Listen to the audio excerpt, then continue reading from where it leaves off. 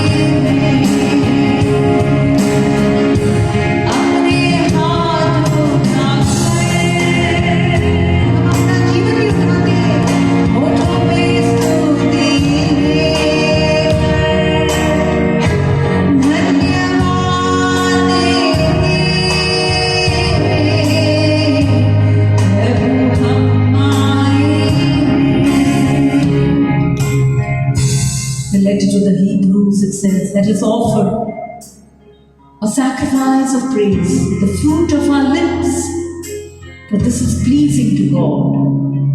Let us offer a sacrifice of praise, the fruit of our lips, which is pleasing to our God. Yes, Lord. हमारी होठों की स्तुति यही हमारा चढ़ावा है, यही हमारे स्तुति का बलिदान है।